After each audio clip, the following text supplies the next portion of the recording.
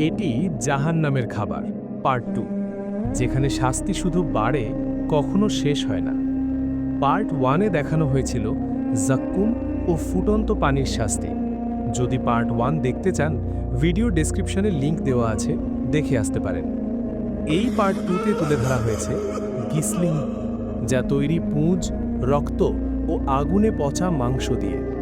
এই খাবার খেলে ক্ষুধা মরে না, বরং আগুন আরও বেড়ে যায়। শেষ না হওয়া ক্ষুধা, খাওয়ার পর আবার ক্ষুধা, পানির পর আবার তৃষ্ণা, কিন্তু মৃত্যু নেই, শুধু শাস্তি।